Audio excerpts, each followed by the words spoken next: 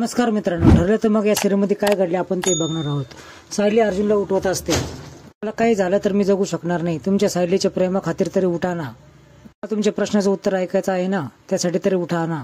ती खूप प्रयत्न करत असते अर्जुनला उठवायचं, पण अर्जुन उठेना. सर्वजण तिच्याकडं चक्क होऊन बघत असतात. तो सायलीला उचलायला जाणार त्याच वेळेस कुसुम त्यांना अडवते. त्या नवरा बायकोंमध्ये कोणीच जाणार नाही, तुम्हाला माझी शपथ आहे, असं मधुभावना ती बोलते. इकडे पूर्ण आजी रविराजशी बोलत असते. झालेली चुका सुधारायची हीच वेळ आहे. तन्वी मात्र मनोमनी खुश असते. तिला हा दिवस कधी येईल असं वाटत होतं. अर्जुनचं लग्न झालंय असं प्रतिमा बोलते. त्यानंतर रविराज बोलतो, त्या कॉन्ट्रॅक्ट मॅरेज विषयी न बोललेलंच बरं. अर्जुनने जे रंग लावले आहे ना, त्यानंतर माझी मुलगी त्याच्यापासून दूरच असायला हवी, असं रविराज बोलतो. तिचा खूप आदर करतो, पण या लग्नाला मी कधीच तयार होणार नाही, असं रविराज बोलतो. चैतन्य तिथं येतो. काय झालं अर्जुनला, असं तो विचारतो. मात्र सायली खूप रडत असते. तर सायली बोलते की तुम्हाला काही झालं तर मी जगू शकणार नाही. सायलीच्या प्रेमाच्या खातीर तरी उठा. अस्मिता बोलते की जे झालं ते विसरून जा ना. तन्वीचं लग्न अर्जुनशी होण्याचं तर सुख आहे ना. प्रताप बोलतो, ज्यावेळेस माझ्याकडं कल्पनाने विषय काढला होता त्यावेळेस देखील मला हा विचार पटला नव्हता. राज पुन्हा बोलतो की मी माझ्या मुलीला आगीत नाही लोटणार. अर्जुनच्या चांगुलपणाविषयी कल्पना बोलत असते. मुलीच्या जाळ्यातून तन्वीच बाहेर त्याला काढू शकते. रविराज पुन्हा बोलतो, अर्जुनचं आयुष्य सुधारण्यासाठी मी माझ्या मुलीचं आयुष्य धोक्यात घालू शकत नाही. आजी बोलते, आमच्या घरची सून होणं म्हणजे बळी देणं आहे का रविराज? तन्वी मात्र मनोमनी खुश असते. रविराज तयार हो, असं ती बोलत असते. सायली इकडे अर्जुनला बोलते की माझं तुमच्यावर खूप प्रेम आहे. तुमचं जेवढं प्रेम आहे ना, त्याच्या काही पट माझं तुमच्यावर प्रेम आहे. असं आहे तुम्ही माझा. इथून पुढचे 7 जन्म देखील तुमचीच बायको व्हायची आहे. ऐकल्यानंतर अर्जुन हळूहळू शुद्धीवर येतो. अर्जुनला खूपच समर्पण आनंद होतो. माझं प्रेम तुमची ढाल म्हणून उभी राहील. चैतन्याला देखील आनंद होतो. मधुभाऊ त्याच्याकडे बघतच असतात. इकडे प्रतिमा बोलते, त्यांचं लग्न कायदेशीर आहे. अर्जुन आणि तन्वी यांचं विधीप्रमाणे लग्न झालेलं आहे. बोलते ते लग्न खोटं होतं, ते मोडलं आहे. अस्मिता बोलते, जर कायदेशीर त्यांचा घटस्फोट झाला असेल तर तुम्हाला हे लग्न मान्य आहे ना?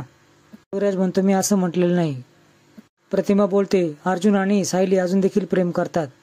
कॉन्ट्रॅक्ट मॅरेज द्वारे खूप मोठी चुकी झाली हे मान्य आहे मला. खरंच दोघं प्रेम करत असतील तर आपण अडथळा नको व्हायला. मात्र नाव ठेवते. अर्ध्या मेंदूची बाई बोललीच असं प्रतिमाला बोलते मनातल्या मनात. काही बनायचं सोड, पण माझी वैरीण तर नको बनू ना.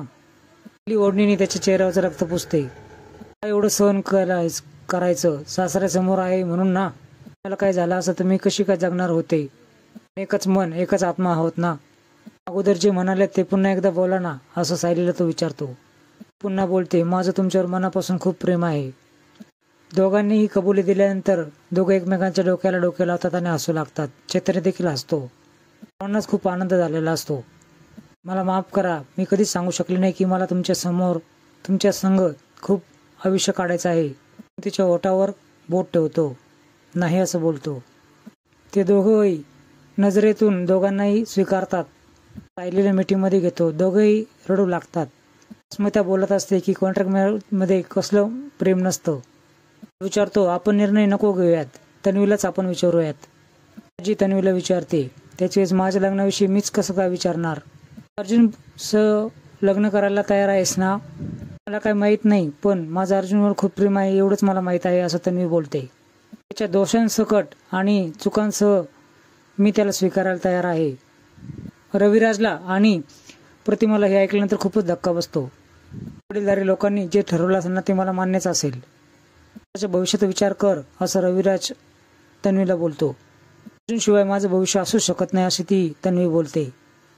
सायली अर्जुनला घेऊन घरामध्ये येण्याचा प्रयत्न करते. त्याच वेळेस मधुभाऊ त्यांना अडवतात. अवस्था काय आहे हे तुम्हाला दिसतंय ना, आज त्यांना मी औषध लावल्याशिवाय जाऊ देणार नाही. मनमानी करायचं ठरवलंच आहेस ना, असं म्हणून ते निघून जातात. मधुभाऊंना घेऊन या, असं कुसुम त्यांना सांगतो. त्यानंतर कुसुम बोलते की ते यांना राग आला ना, अस्वस्थ वाटलं ना, ते मंदिरात जातात किंवा पारावर जाऊन बसतात. सायली त्याच वेळेस बोलते, असे ते थांबले नाही तर तुमचा अपमानच केला असता. मला ते नाही चालणार. लोक जेव्हा बोलतात ना, तो आपला अपमान नसतो मिसेस सायली, असं अर्जुन बोलतो. आणि अपमान जरी असला तरी मी तो सहन करायला तयार आहे तुमच्यासाठी. ते हसू लागते. हे सर्व दृश्य पाहून दोघेही आनंदात होतात. पुढील भागामध्ये तुम्ही बघणार आहात की अर्जुन म्हणतो की मानाने तुम्ही घरी याल, सर्वांचं मन जिंकूल, असं म्हणून तिच्या हाताचा केस करतो. अर्जुन खूपच लाजते. घरी येतो त्यावेळेस प्रताप बोलतो की आम्हाला तुमच्याशी काय बोलायचं आहे.